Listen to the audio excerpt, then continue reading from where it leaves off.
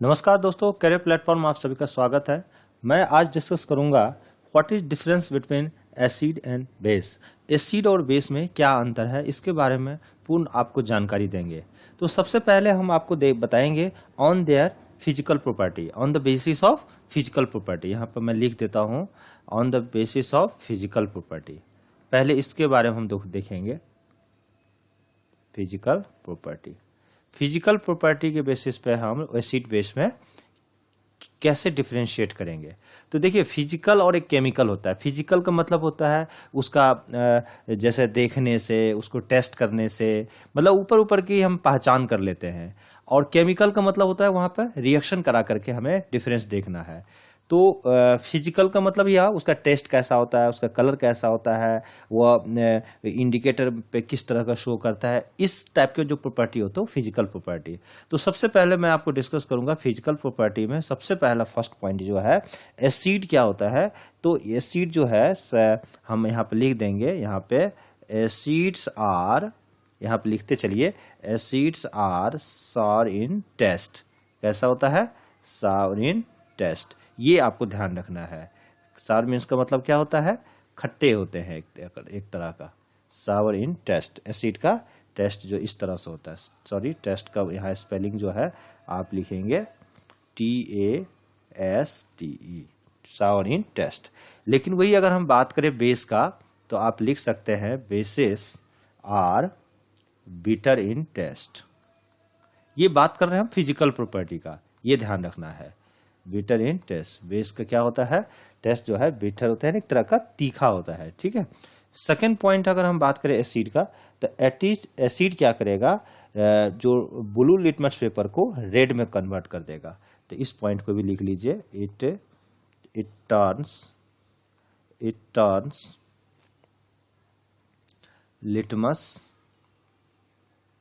Litmus paper two red. ये क्या करेगा? रेड। तो वो लिटमस पेपर कैसा होगा? जैसे ब्लू कलर का लिटमस पेपर होगा, और जैसे इस पे acid, in the presence of acid, ये क्या होगा? रेड में कन्वर्ट हो जाएगा। उसी तरह से इसमें क्या होता है? It turns litmus paper into किसमें? ब्लू। यहां पे लिख लीजिए, इट टर्न्स लिटमस पेपर। लेकिन ये लिटमस पेपर कैसा? तो ये भी ध्यान रखिएगा, ये लिटमस पेपर होगा, यहां पे लिख लीजिए रेड, और यहां पे लिख लीजिए ब्लू। यहां पे ब्लू लिटमस पेपर। ठीक है। तो ये रेड को किस में कन्वर्ट कर देगा? ये रेड को कन्वर्ट कर देगा आपको ब्लू में। तो यहां पे हम लिख सकते हैं रेड कलर का litmus paper in the presence of basis, ये कन्वर्ट हो जाएगा आपका ब्लू में। लेकिन ब्लू को में अगर आप बेसिस के प्रेजेंस में नो चेंज, और रेड जो है यहाँ पर अगर यहीं पर कोई बात बोल देना कि रेड से क्या होगा, तो रेड में ही रहेगा, इसमें कोई चेंज नहीं आएगा। लेकिन वही अगर हम ब्लू को अगर आप बात करें, ब्लू लिटमस पेपर को अगर आप बेस के प्रेजेंस में, तो ब्लू ही रहेगा, मतलब इसमें कोई चेंज नहीं आएगा। तो ये आपका मेन डिफरेंस हुआ दो एसिड और बेस में। नेक्स्ट पॉइंट है, it does not change the colour of turmeric indicator. Turmeric indicator पे येलो से येलो में मतलब कलर कोई चेंज नहीं आएगा। ठीक है, in the presence of acid.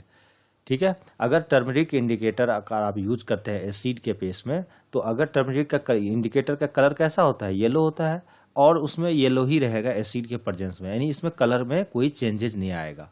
लेकिन वही द बेस के केस में, अगर टर्मरिक इंडिकेटर को बेस में अगर आप डुबोते हैं, तो ये कलर आपका रेड में कन्वर्ट हो जाएगा। ठीक है। तो इसमें कलर चेंज हो जाएगा। तो ये भी एक डिफरेंस है एसिड और बेस में। नेक्स्ट पॉइंट है कि एसिड का it does not feel softy on touching. ये क्या होता है? एक अगर आप टच करते हैं तो ज़्यादा सॉफ्ट नहीं होगा। ठीक है, ये सॉफ्टी टाइप का फील नहीं करेगा आपको टच करने पर। ये काफ़ी जो है ना सॉफ्टी होता है, मतलब एक तरह का, जैसे साबुन का आप लीजिए, तो साबुन को जैसे आप कहीं पे फर्श पे आप लगा दीजिए, तो वहाँ पे पैर आपका फिसल सकता है। तो ये एक तरह का वो है ना, ज़्यादा सॉफ्टी होता है। ठीक है। तो ये बेस में का प्रॉपर्टी है। नेक्स्ट पॉइंट दोस्तों, नेक्स्ट पॉइंट है कि चाइना रोज इंडिकेटर का अगर केस में ले, तो in the presence of acid, ठीक है, ये लाइट पिंक जो है आपको डार्क पिंक शो करेगा, और इन द प्रेजेंस ऑफ अगर हम बात करें बेसेस तो लाइट पिंक जो है कन्वर्ट कर देगा किसमें, ग्रीन पिंक में। आपका चाइना रोज इंडिकेटर पर इस तरह से इंडिकेट करेगा। दोस्तों पॉइंट नंबर 6 का बात करते हैं तो मिथाइल ऑरेंज जो कि हमारा सिंथेटिक इंडिकेटर है, इसमें क्या होता है, मिथाइल ऑरेंज के केस में क्या होता है, कलर आपका नो चेंज होगा, जो भी कलर होगा वो कलर आपका नो चेंज, आप लिख लीजिए कलर आपका क्या होगा, नो चेंज। इसमें कलर में आपको कोई चेंज नहीं आएगा। In the presence of base का होगा क्या होगा, कलर आपका पिंक में कन्वर्ट हो जाएगा, ठीक है, तो ये पिंक में हो जाएगा। तो ये आपका डिफरेंस हो गया।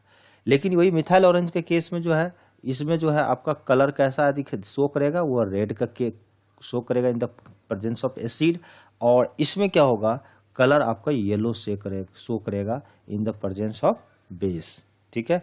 तो ये भी आपको ध्यान रखना है।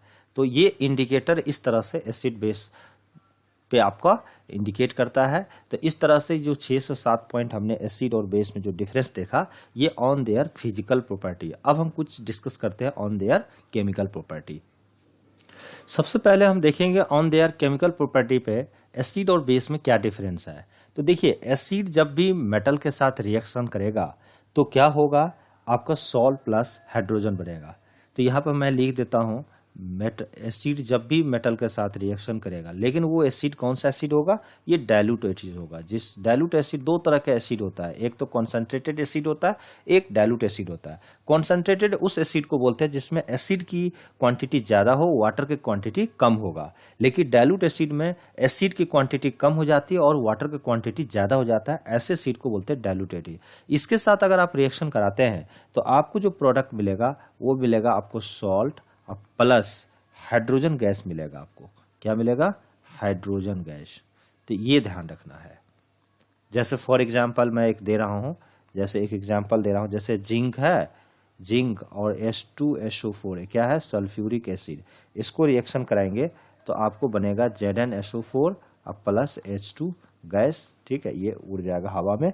तो इस तरह से रिएक्शन को बोलते हैं जो है रिएक्शन विथ मेटल यानी एसिड का। उसी तरह से अगर हम बात करते हैं एसिड के अलावा, अगर हम बेसिस में बात करते हैं तो रिएक्शन विथ मेटल के साथ क्या होता है, जब भी हम मेटल को रिएक्शन कराएंगे किसके साथ, बेस के साथ, तो ये ध्यान रखिएगा आपके जो प्रोडक्ट आएंगे सॉल्ट और प्लस हाइड्रोजन गैस निकलेगा। ये सेम है इसमें प्रोडक्ट। जैसे फॉर एग्जांपल अगर हमने जिंक लिया, ठीक है, प्लस 2NaOH लिया बेस हम लोग एक्वस सॉल्यूशन में, तो जो आपका प्रोडक्ट बनेगा Na2ZnO2, ठीक है, एक्वस प्लस H2 गैस, ये निकलेगा, ठीक है, यानी सोडियम जिंकेट, जिसको आप सॉल्ट के नाम भी जानते हैं। तो ये जो है ना रिएक्शन होता है, ये इसमें भी मेटल सॉल्ट प्लस जो है हाइड्रोजन गैस देगा, इसमें भी सॉल्ट प्लस हाइड्रोजन। बस ये है मेटल का डाइल्यूट एसिड के साथ और मेटल का बेस के साथ रिएक्शन यहाँ पे है। Next, now coming to the next point, reaction with metal oxide. जब भी एसिड मेटल ऑक्साइड के साथ रिएक्शन करेगा तो सॉल्ट प्लस वाटर देगा। इसको ध्यान में रख लीजिए। जैसे यहाँ पर हमने क्या किया, मेटल ऑक्साइड लिया, ठीक है, और मेटल ऑक्साइड जो है, ठीक है, ये हमेशा बेसिक इन नेचर होता है, जो कि एसिड के साथ आपका रिएक्शन करेगा तो आपके जो प्रोडक्ट मिलेंगे सॉल्ट प्लस क्या, वाटर, ये आपका हुआ। जैसे फॉर एग्जांपल CuO को हमने क्या किया, 2HCl के साथ रिएक्शन कराया, तो मेटल का ऑक्साइड हमेशा बेसिक होता है, तो आपको CuCl2 प्लस H2O ये हमारा प्रोडक्ट बनेगा। उसी तरह से अगर हमारा NaOH है प्लस HCl के रिएक्शन करेगा तो हमारा क्या होगा, NaCl प्लस H2O हमारा ये प्रोडक्ट बनेगा। तो ये आपको ध्यान रखना है एसिड के केस में।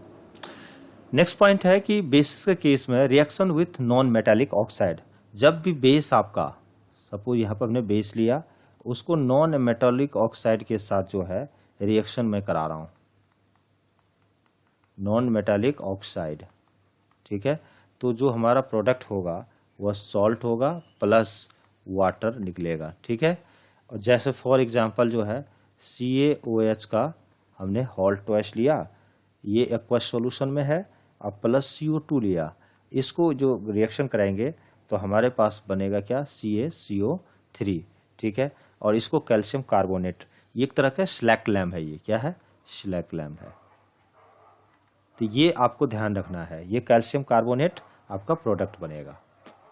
नेक्स्ट पॉइंट है मेटल का कार्बोनेट और मेटल का हाइड्रोजन कार्बोनेट जो अब एसिड के साथ रिएक्शन करेगा तो salt plus carbon dioxide plus water आपका निकलेगा।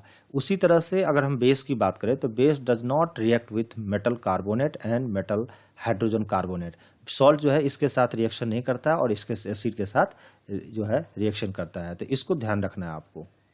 ठीक है, तो इस तरह से आपने देखा एसिड और बेस में क्या क्या डिफरेंस है on the basis of their physical and chemical property. तो थैंक यू, इस वीडियो में हम यहीं तक रखते हैं, धन्यवाद।